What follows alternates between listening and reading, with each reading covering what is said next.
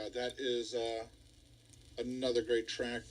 Welcome back to AiiRadio.net. I am your host, DJ Revolution, and my guest today is Laura Casale, and we're talking about her new album, Now Is Where You Are. I love the title, I love the album, I love the artwork. There's nothing bad I can say about this album, and no, I have not been paid to say that. Thank you, Nick. Simply fantastic. I was going to ask you a question, and again, the question seems to elude me. So, how... You're speechless. I am. I'm totally speechless. This album has left me just in awe. Oh, that's great. Thank you so much. I do want to thank you for being on the show, first of all. I'm having a blast. I don't know about you, but I am having a blast. Great. I also would love to have you back, and when the CD comes out, and we can do a CD release party here on AiiRadio with your album and play the full thing. I would love that. It seems like a lot of people are helping out on this funding project, and I wish you the best of luck. I really hope that you make it. And I think you will. I just really do. I have that belief because people are pretty, well, good-natured. There's some really sweet people out there. There's some real giving people out there. And, I know it's not an easy time for a lot of people right now. There's a lot of people going through a lot of hard times, myself included. I mean, I just lost another piano student last week just because of, times and schedule changes and things like that. So, if anybody can help out, that is beyond appreciated. It is so, I'm so grateful for anybody that's willing to help out and get this project out there. What do you find more gratifying and also most challenging? Is it your vocals? Is it your piano?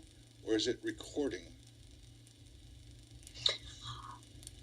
The recording, yeah. The actual. Well, I mean, I've kind of pretty much got it down. I mean, I know how to record my piano, and I know how to record my vocals, and the songwriting and the vocals and the piano, they just come pretty naturally.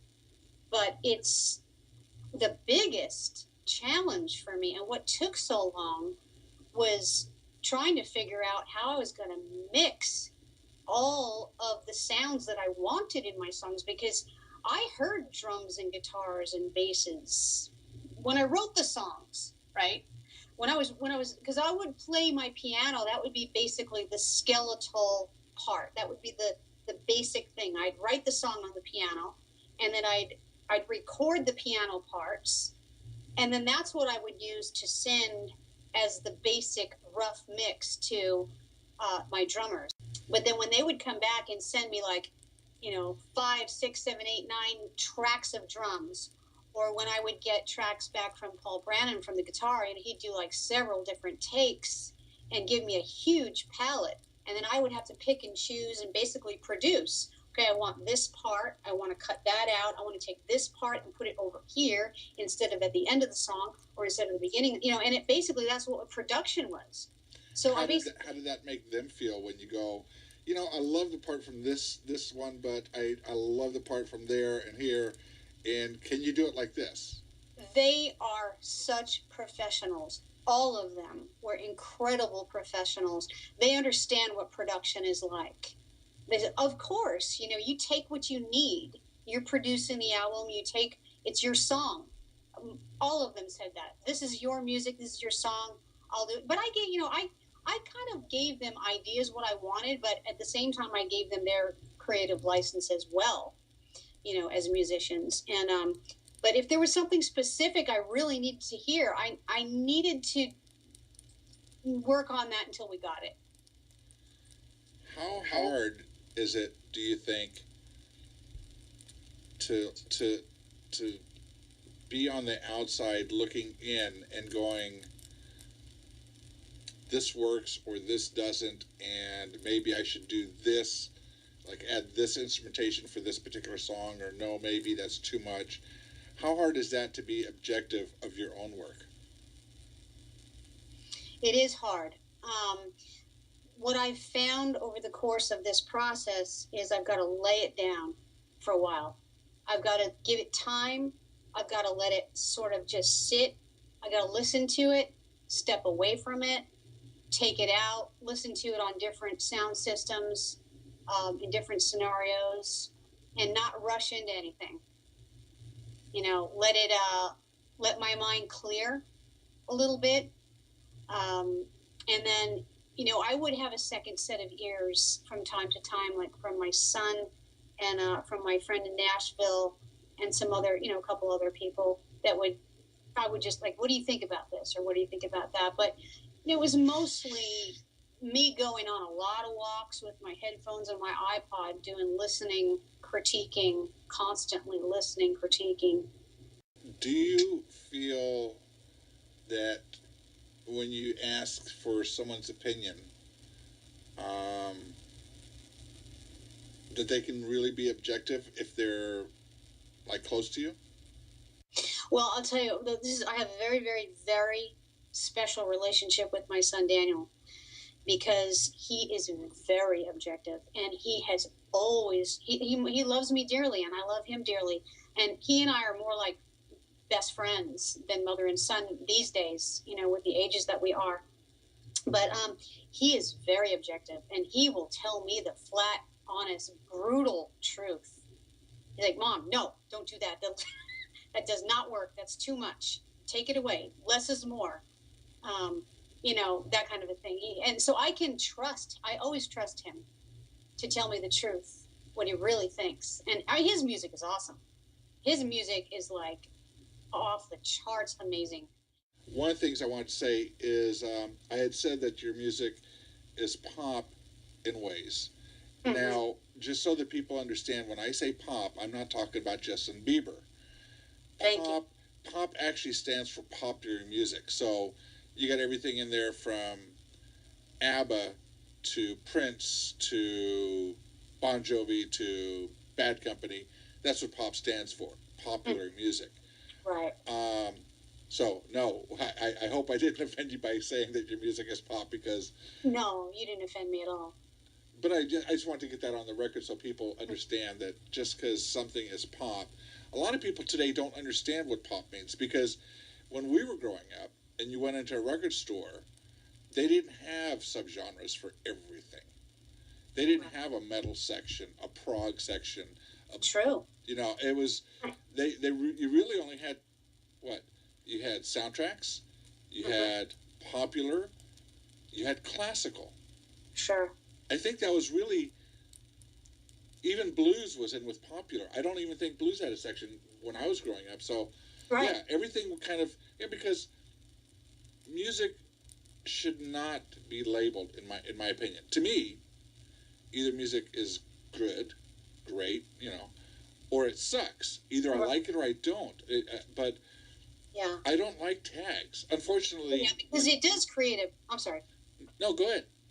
No, it does create a barrier sometimes in people's mind.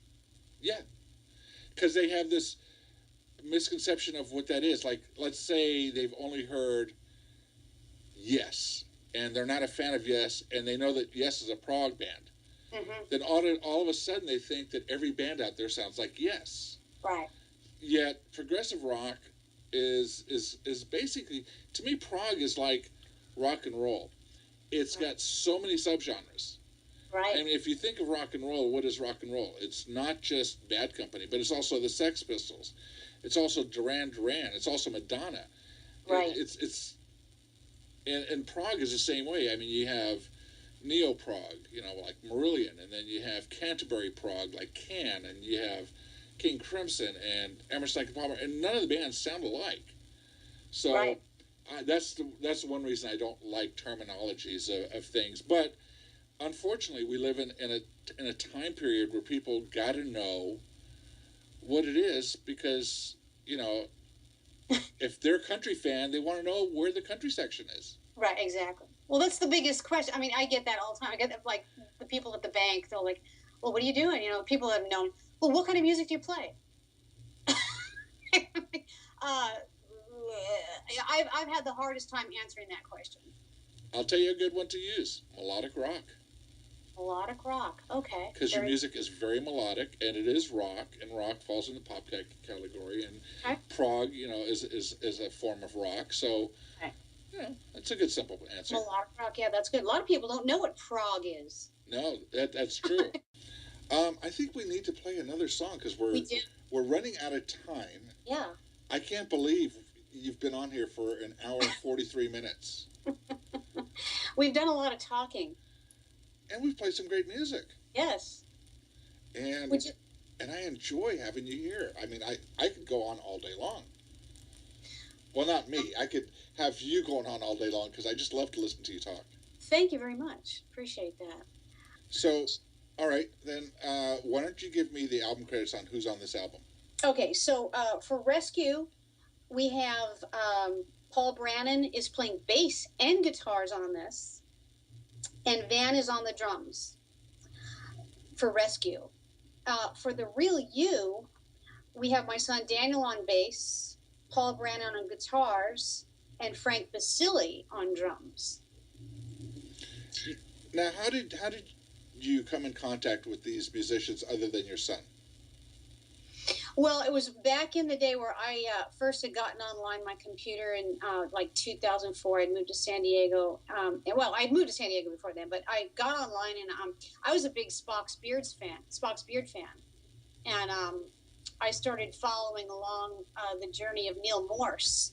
And I got on the Neil Morse chat session discussion room. And I hooked up with some people that had an internet radio show that were playing, you know, progressive music like that, and got to know people there. And I met Van Hunsberger there, and he heard one of my tracks and just offered, hey, if you need any percussion or cymbal work or anything, I'd be happy to help you. That's where I met him, way back in 2004. Nice. And then, and then the other drummer was a connection because Van had a lot going on. He was offering his time, and then so there was another drummer I had met through some other sources, Frank Basile, who works out of Live Studio Drums in Florida. He has his own studio and does that for a living. And then Paul Brannon, he was my latest contact, and one that was worth waiting for because it was very important for me to find the right guitar player. I had auditioned over 7 or 8 different guitar players through the years, knowing a specific sound I wanted but could not find it. And finally, my good friend in Nashville that had the studio recommended Paul.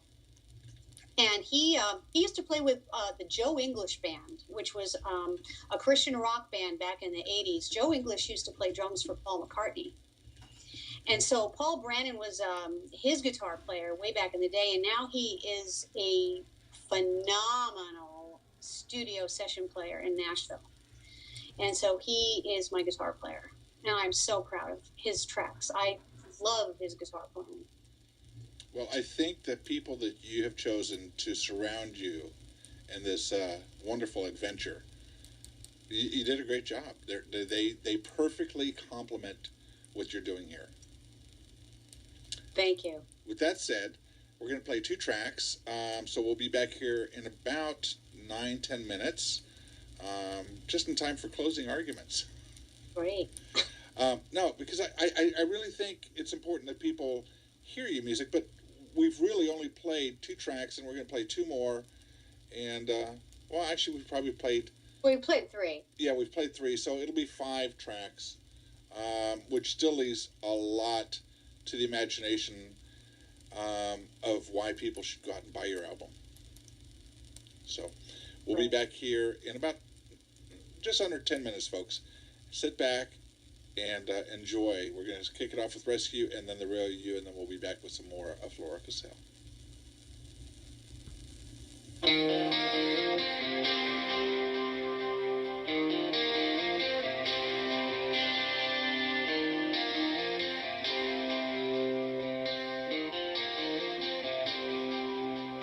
Stranded on the far off island of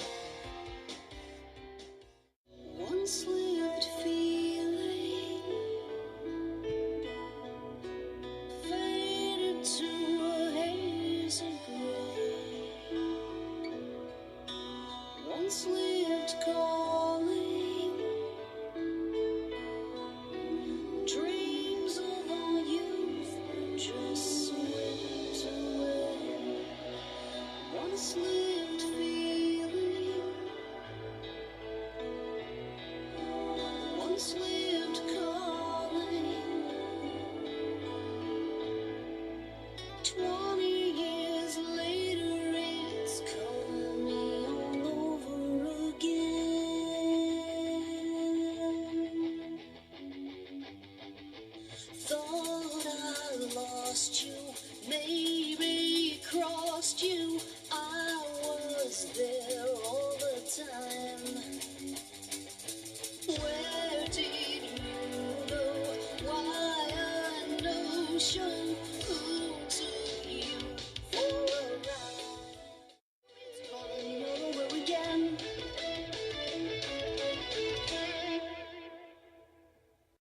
All right, I am back, and God, that music is just great. I love that music. In fact, we were talking about in the chat room. Brian had mentioned that Taurus seems to be a ELP fan, and I was thinking to myself that the keyboard portions of that song had elements of Keith Emerson, or at least kind of had a feel. I love that. I gotta say, this has been a fantastic 2 hours, and I want to thank Laura for being on the show and talking about her album. Please check her out at lauracasale.com. There you will find links to her music, to her videos, to her campaign, and I urge you to become part of this campaign. So on a final note, what do you want people to know that we did not talk about? I love everybody. I appreciate everybody. I'm excited about this album. I am very excited about the album. I can't wait to get it out there and for you to all hear the whole thing, all 13 songs from beginning to end. I'm excited about the artwork. I can't wait for you to see some of the other stuff Ed has come up with for these songs. It's going to be, I think it's going to be, I'm very proud of this project between the two, the artwork and the music put together. It's going to be a wonderful, beautiful package, I think. I want to thank you for being here. Thank you, Nick. Thank you for being an awesome host. I try. Awesome is not the word I would use. I would use mediocre, but it's okay because I had fun, and that's all that matters. And Good. I think I know that there's quite a few people in the chat room, and everyone really, really loves your music. That's great. I'm so glad. This is a big celebration. And it's going to be a massive celebration when this thing gets released. Yes. Well, I wish you the best of luck. And I will do my part in helping you continue to promote this great album during the campaign and even afterwards. And, you know, once it's released, hopefully you won't mind if we play the music here on AiiRadio. Oh, not at all. Great. All right. Great. I want to thank you again for being here. And people can find you at lauracasale.com. Yes. Mm-hmm. And all the information is there. Please go visit that site. And do me another favor. Go by Laura's Facebook page and hit the like button. That would be wonderful. Yes. Doesn't cost you nothing. Yes. You know? Show your support for great music. Thank you. All right, Laura. Thank you very much for being here, and we will talk to you again soon. Okay, Nick. Thanks again. Have a great day, everybody, and thanks for listening. All right. Bye-bye. Bye-bye. Till next time, folks. Peace, love, and revolution. I am out of here. Bye-bye.